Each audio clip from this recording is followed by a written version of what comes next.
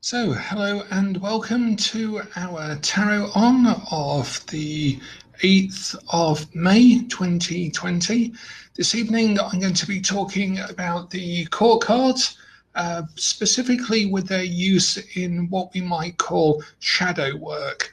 And I'm going to briefly explain why I don't think that we should use tarot for shadow work, and then how to use tarot for shadow work.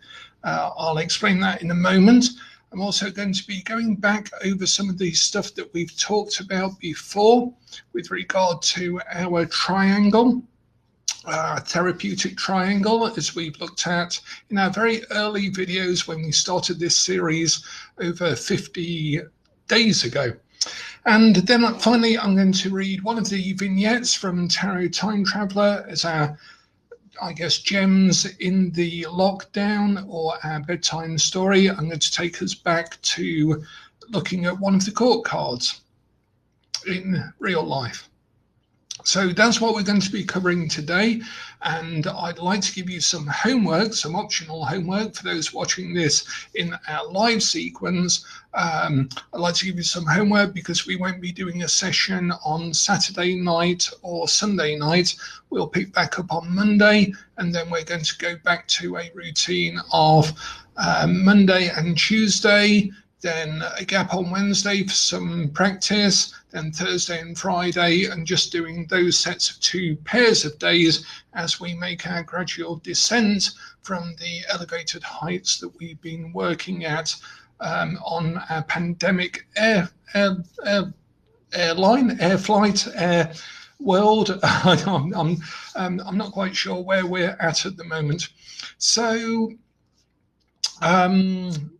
yes, court cards then. So we're going to talk about court cards today, and we're waiting here in the UK as at the 8th of May for an announcement tomorrow, no, the day after tomorrow, Sunday, about releasing elements of the lockdown in the UK, or certainly in England, because Wales seems to have done something slightly different.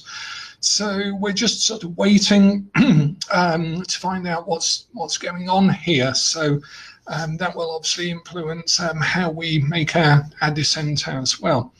So I've got some notes that I'm going to talk us through.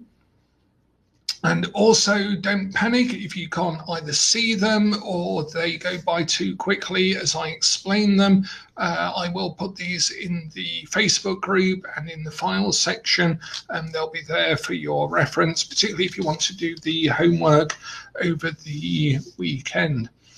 So if you recall, when I first started all of these sessions, I was talking about a sort of triangle, a therapeutic triangle that I've tended to use with the 3 major components of how to initiate change in people's lives. And one side of that is values and beliefs and actions as they trickle down. The other side is self-identity. The way someone sees themselves is fundamental to who they are. And then finally, perhaps at the bottom, although you can arrange it any way you like, time-space. And the way someone sees time, the way we store time, the way we store events in time is very, very impactful on our lives and our day. So what we're going to do today is look at something that on a standard timeline, if we look at present, future, going this way, and we look forward to the future, people say, I'm looking forward to the future, or leave that behind you in the past. They're talking about a very straight timeline where the future is ahead of them and the past is behind them. Now, most people have either that method or a through time, in time method, or through time. I never know which way around they are because I don't use them, of the future is to their right and the past is to their left. But I prefer to let people show me how they sort time themselves when they're using their hands, when they're thinking about things, when their eyes are moving, so I can see where they put past, present, future, traumatic events, big events, and so on. They'll actually point and gesture with their hands around them and say, oh, I don't know, it goes round somewhere, I just seem to hold it, it's just weighing on me. And they'll sort of make a hand gesture and show you exactly where they're putting it in terms of their spatial metaphor around them. Because we hold time in our heads in terms of space. You know, that was a long time ago. It was way in the far distant past. The distant past is a element of time, not of an element of distance, not of time. So if we can affect the way we think about space in terms of time, then we can also affect the contents of it. And that's very important for what we're going to cover today with shadow work. Now, moving away from that, or still staying within it, but moving into a slightly different area of psychoanalytic thought, we have the shadow. And the shadow is not something that I would ever want anyone to work with without some sort of clinical supervision, as part of some sort of counselling process or therapeutic process with support along the way of some description or another. It is not just something you can do a one-day workshop and learn to work with your shadow. It don't work like that. In fact, that's probably one of the traps of the shadow itself, is the illusion that the ego has some sort of power, maintenance, control way of working with it at all. The whole name shadow work is a bit of a misnomer, because you cannot work with the shadow. You cannot work with the shadow. There's no such thing as shadow work. And that is why I would heartily advise not to use tarot to do shadow work. However, I would recommend and counsel that tarot can be used for identifying, recognizing, accessing, even integrating and working with parts of yourself that you would otherwise not want to touch with a 10-foot pole. And that, a lot of that is the shadow, is what is technically called the shadow. It's the parts of you that you have rejected, that one has rejected, and they are sort of cast-off components.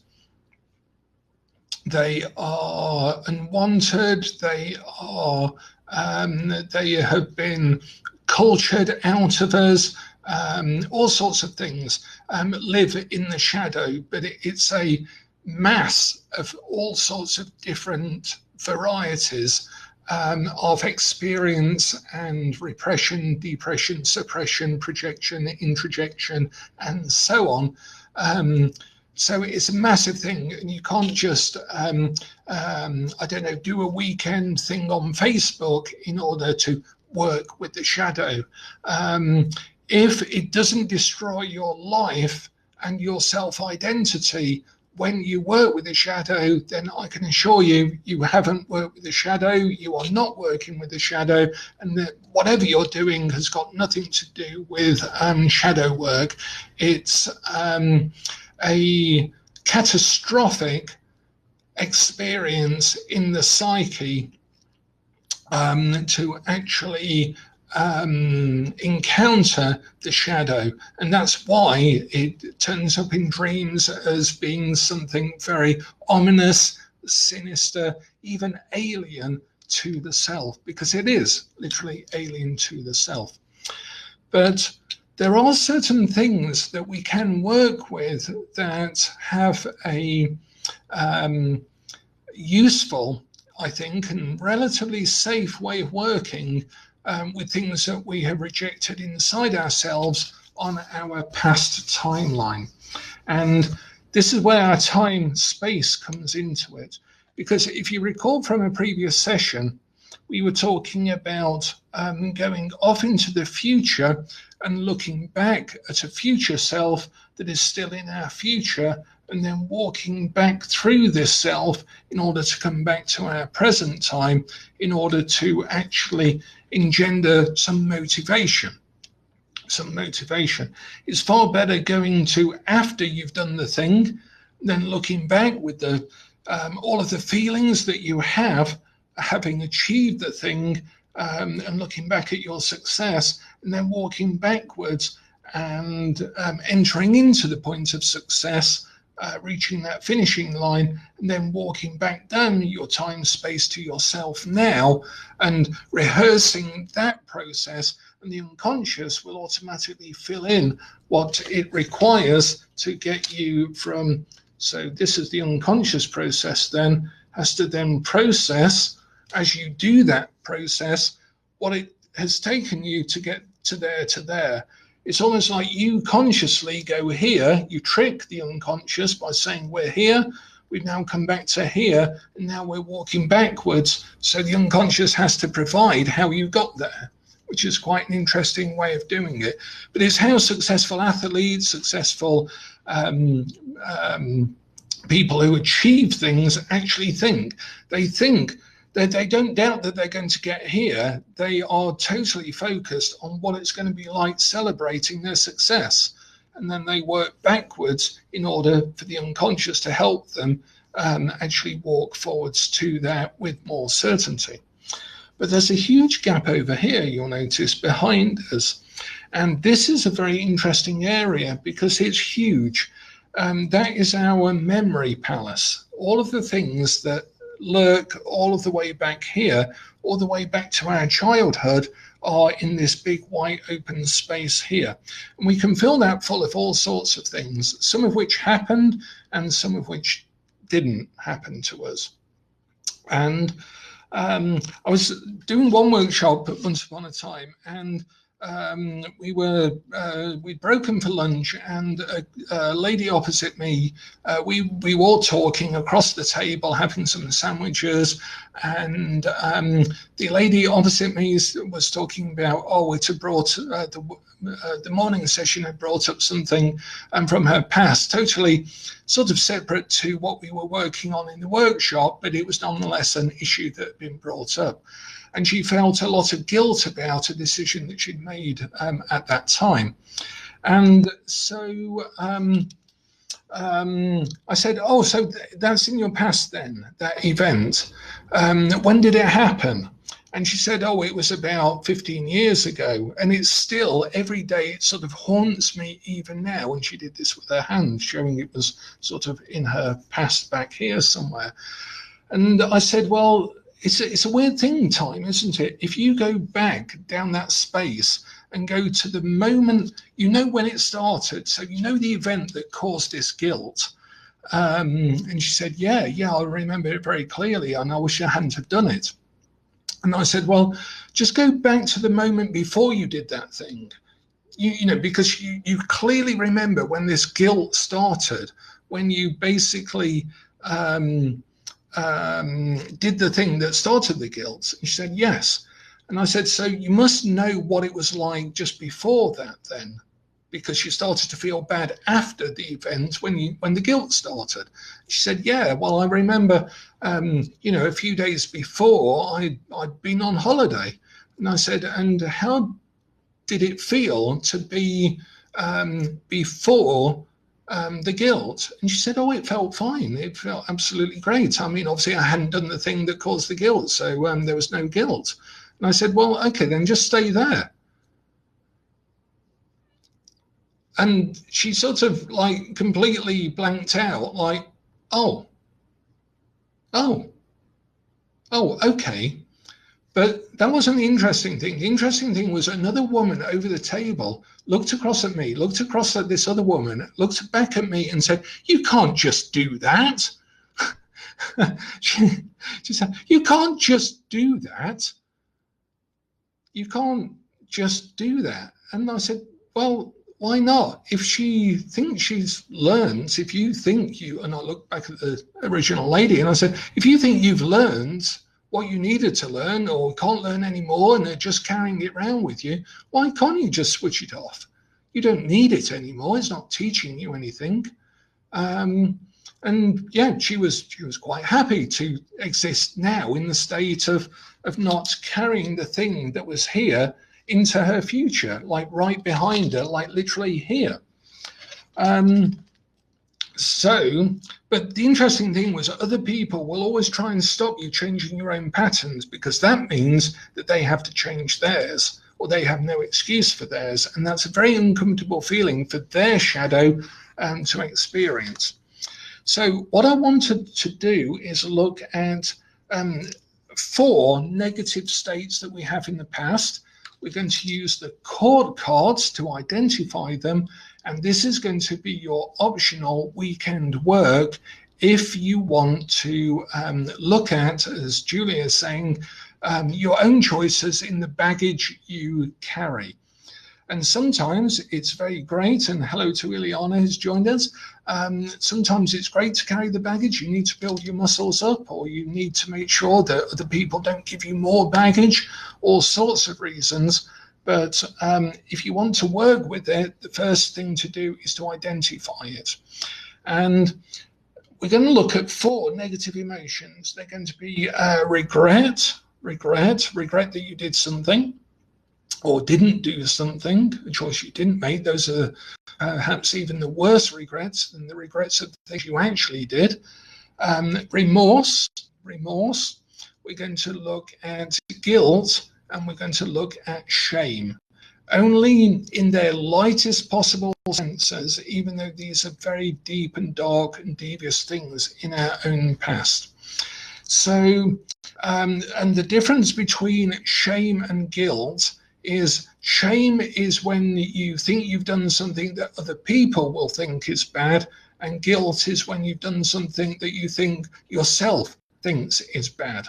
Okay, so shame and guilt are sort of the same thing, but from an external judgment point of view and an internal judgment point of view. And we're going to identify these things, so I can write these in now. So we've got regret is the page cards in the court cards reversed. These little arrows mean reversed, okay?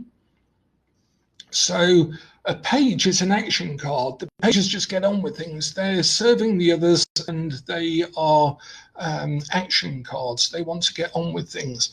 So a page reversed in this context for assignment, for our homework over the weekend, if you choose to work with it, is regret. Okay, is a regret. A knight is a bit more stronger. They've got on with it, but a knight reversed is remorse. It's almost like a grieving or a remorse that you actually did something, said something, or whatever. We'll come on to that in a moment, because that represents the suits. So a knight reversed in this case of working with our negative emotions that can often be associated with our shadow, because we put these to one side, put them behind us, is remorse. The Queen, for this exercise at least, reversed, the Queen is shame. Is a global sense of you've done something or said something, thought something, decided something that other people would say is shameful. And yeah, I mean, the court cards should represent, as Diane's saying, and nobility, but we'll come on to that in a moment when we look at our remedial actions with regard to our negative holding patterns. So the Queen reverse represents shame, and the King then allows us to feel in reversed guilt.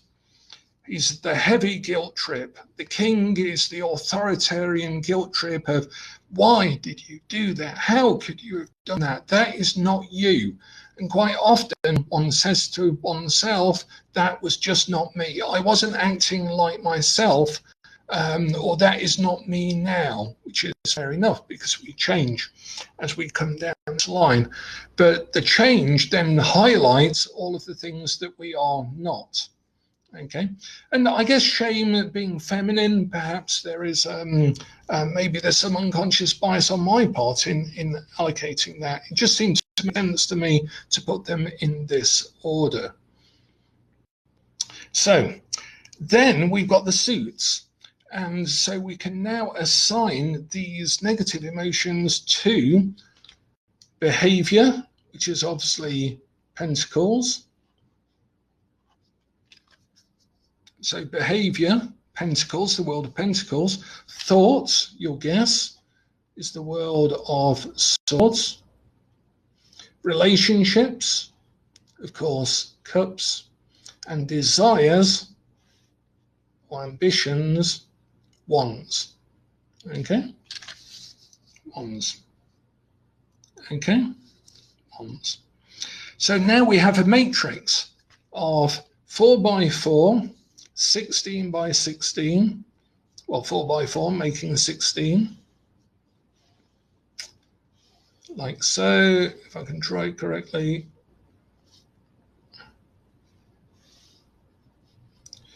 There we go.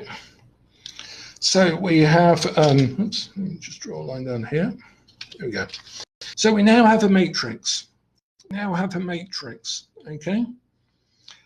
This is by virtue already, if you have learnt your correspondences by now, reference to the tree of life, because these are the 4 worlds on the tree of life, and the 4 levels of energy on the tree of life.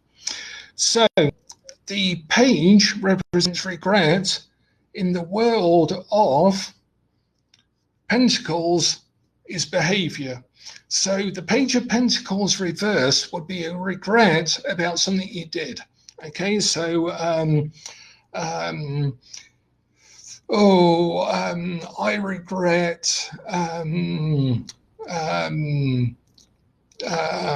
making a mistake with some washing and shrinking a jumper. Okay, that was a behavior that I regret.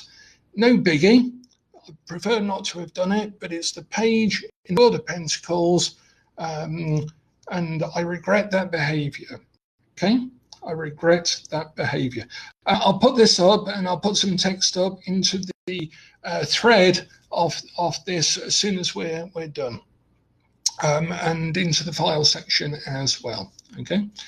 Incidentally, all of this is from Philosophy Squared, the book that I've been working on for the last couple of years that takes philosophy to a deeper level, or to a higher level than the first book did. So this is part of the work that's in Philosophy Squared.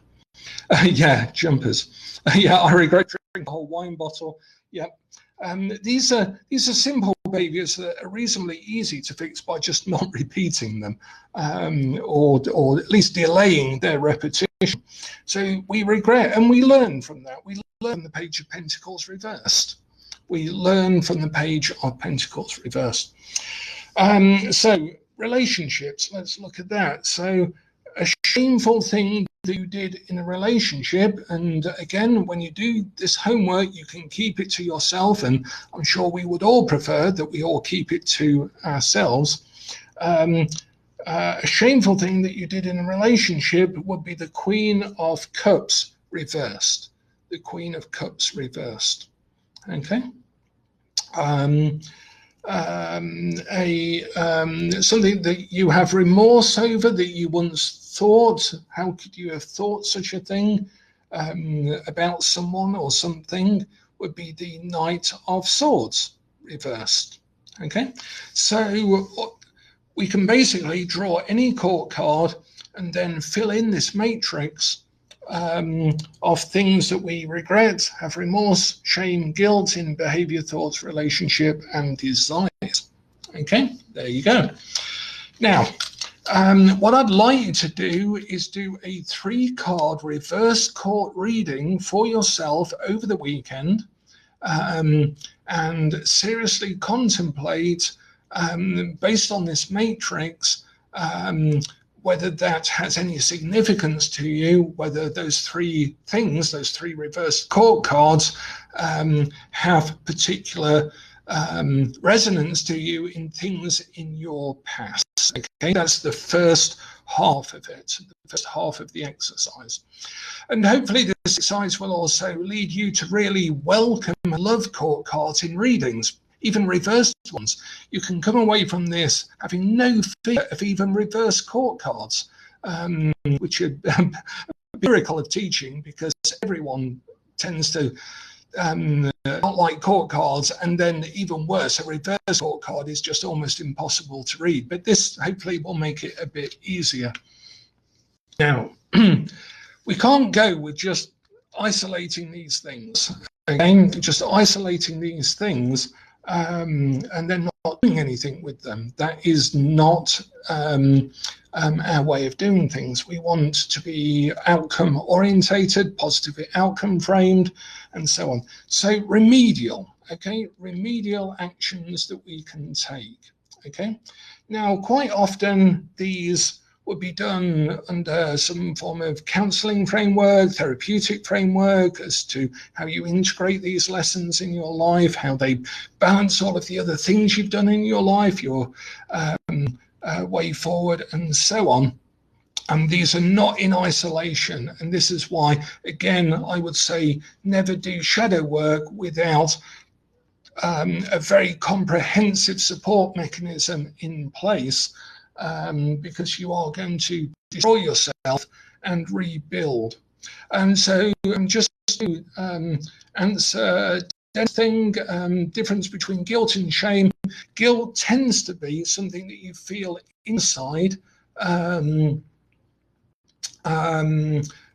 you shouldn't have done, and shame is something, again, you feel inside, but it's like if you think other people knew about it, they would not think that it was the right thing to do. Shame is a more socially cultured thing, and guilt is a more personal thing. Okay, they're much the same, but that's a general difference between them. There is a great article that I can perhaps link, that I referenced when I was working on all of this a year or so ago, that I can perhaps link in the Facebook group as well. So let's just get back to our remedial thing, because if you're going to do this 3 cards over the weekend, it's going to be a bit deep if you've got to dig back through this big empty space and just dig out 3 very negative things. And don't be frightened to go negative. These can be negative things. These should be negative things. These are negative things. Okay.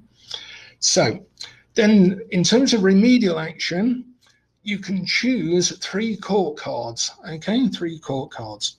And they follow in the same sequence in these 4 worlds again, but going upright.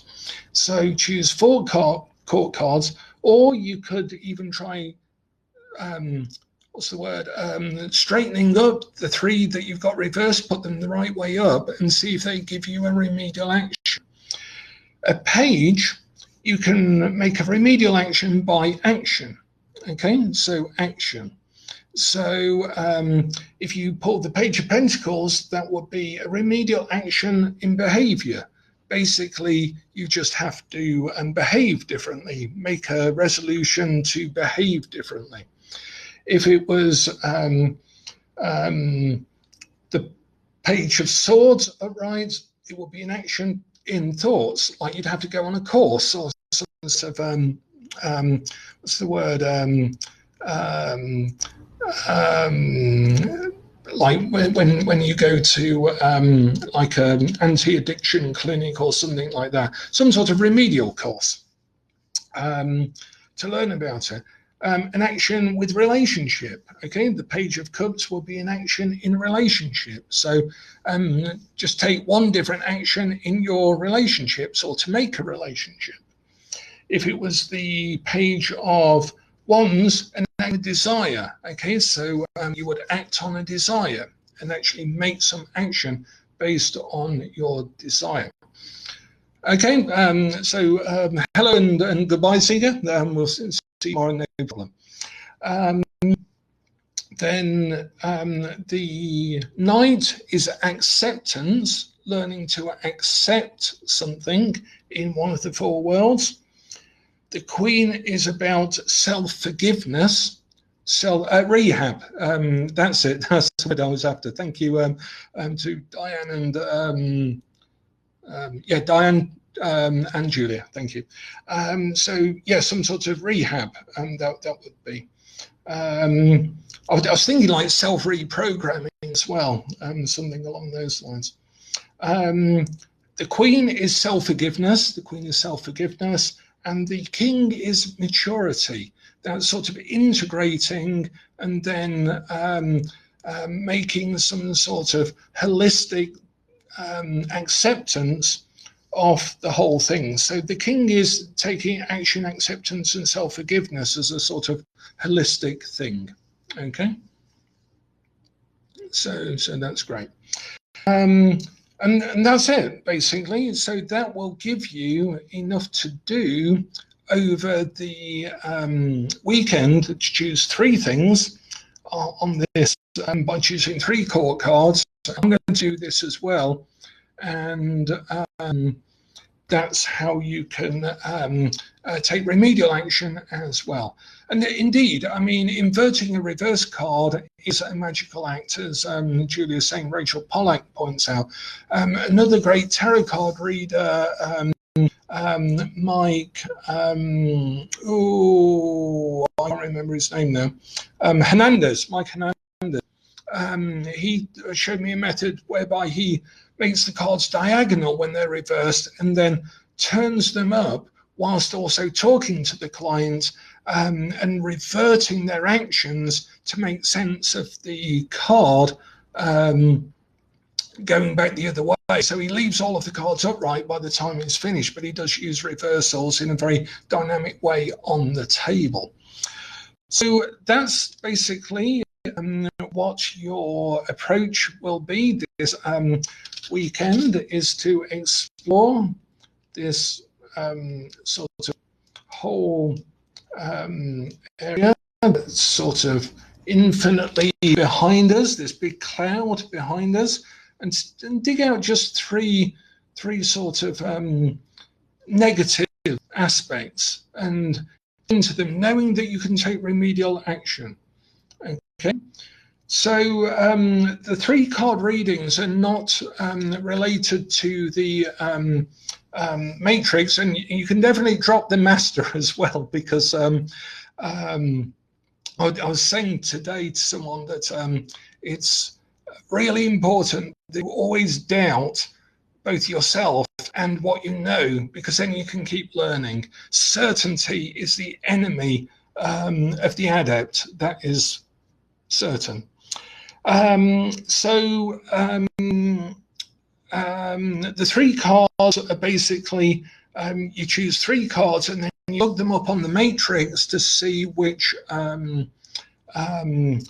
3 things you are going to choose to work with if you want. So if I chose the Knight of Swords, I would look it up and it would be a remorse over a thought that I'd had. If it was I then chose the Queen of Cups, it would be a shame about a relationship. And if I chose the King of Pentacles, it would be guilt about some past behavior. Okay? Guilt about some past behavior. Okay, so, and that's what I'd like you to do, and that's what we've done today in our 30 minutes in this session. We've done 30 minutes in this session. And yeah, that's basically how to use the court cards sort of like in reverse for shadow work, but not really shadow work, because there's a lot to say about shadow work that can't be done in a simple sort of session. Right, okay then, so I'd now like to read for our bedtime story. I'm going to take us back to 1909, and the segue is via cards. It's via this card, okay? Via this card, okay? So take a look at this card. And in terms of making things real, let's imagine that we could go back in time, and this is from Tarot Time Traveller, but it's actually based on the research in Secrets of the Waite-Smith Tarot. So this is from the book Tarot Time Traveller, Marcus Katz and Tali Goodwin. This is section 9, the illustrated years, when we get more into recent tarot, because obviously the rest of the book is on historical tarot. So, and cartomancy and Lenormand. I noticed there was some path working. I think who was asking yesterday, a few days ago, about clarifying path working? John, I think. Yeah, some of the methods for tidying up your clarity visualization made it into here as well. Okay, so let's take ourselves back. This is actually sort of based on real experience, based on a dream as well, and also based on the photographs and reports of Small Hythe Cottage, which Vita Sackville West, a famous bohemian of the time, said of Small Hythe Cottage, "It is a gypsy encampment, and Edie Craig is its Romany matriarch." And Edie Craig was Ellen Terry's daughter. So here's our bedtime reading for this evening. 2:30 p.m, 12th of August, 1909, Tenterden, England. The English air is scented with apple blossom and bolly, lit under a high sun, peering through the occasional but polite cloud. We walk up the lane and can already hear the voices of several men, women and children punctuating the summer haze. At Small Hythe Cottage in Tenterden, we are in the middle of a fortnight of unbroken sunshine that is uncommon in the country and being enjoyed by many as an endless summer. The red slated roofs of houses bask in the heat, and a second harvest of wheat drifts lazily in the fields. A slight haze hovers over the distant shoreline, and the sea is as blue as the skies. As we walk into the garden to which our visit intends, we see 5 women in white smocks building a large, impressive trellis, about which are already curled rose bushes and lilies. They are holding up the long, rough-hewn poles and tying them out, some of which have still got leaves on them as if they have just been cut. The sunflowers by the wall are standing up like a row of soldiers, whilst a young boy plays on his hobby horse in front. He is dressed in a kimono that looks like it is sewn of golden sun symbols. It was given to his grandmother by the artist Whistler and is 4 times bigger than the child. He looks quite the fool in it. Across the garden, a dog barks and leaps up joyfully against his owner's legs. "Down, Ben," the man laughs. "You'll tear my darn trousers." Elsewhere in the garden, bails have been set up for an impromptu game of cricket. The young men are letting the children play with good humour, but we can see that they are impatient for a proper match. The children are trying to avoid hitting the ball into the pool, where it might get lost in the water lilies and irises. A wooden boat lies half in the pool with theatre props bundled in it for cleaning. 6 realistic swords stick up out of the bags. Ellen Terry is indoors somewhere, whilst her daughter, Edie, is sat smoking and talking to a dark-haired artist who is also absently watching the children, supposedly under her care. Edie's black cat, Snuffles, Snuffy to his friends, is sat at her feet, watching everyone with a haughty glare subject to his kind. His left paw is held slightly back, always or since some accident in the barn. This artist's mind seems more occupied with the music that drifts from the gramophone through the open window, and the easel in front of her erected in the courtyard between several plant pots, than the children that are supposedly in her care. She is capturing Edie sat stiffly on a small lion-headed stool with Snuffles as an ideal queen. Edie has managed somehow to hold a sunflower whilst also smoking a cigarette in the other hand. The artist's name is Pamela Coleman Smith, and she is painting a big job for little money. And if you go to Small Hyde Cottage in Tenterden, in England, you can still see the stall, the sunflowers, pictures of Edie Craig, and photographs of Snuffles, as we've put in Secrets of the Waitsmith Tarot, because that's a real picture of real things. And yes, as Evelyn pointed out, you'll now know partly why we chose Ben as the name of the dog that is encountered within a certain story. But also Ben is Hebrew for son, S-O-N. So there's a double meaning to that as well. So if you want some of the photographs for that extract, then they're in Secrets of the Waitsmith Tarot, because that really did happen. They were real people, and Pamela was painting them for deck. It's most likely that that is the case. So we're at 40 minutes. Thank you a lot for your time and attention. We are taking the weekend to go and explore our shadows. I know it's a bit deep to do, particularly as we're all going through different forms of lockdown and constraint and so on. But there's perhaps not a better time to be doing this sort of digging.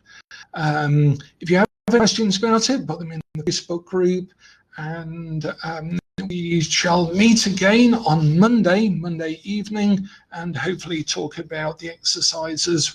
You don't have to share content, but I would appreciate sharing of how you found the exercises. Oh, excellent. The Order of Revelation, Book 0 of the Magister, will be taken out of circulation very early next week, and then it will come back up quite soon as Volume 1.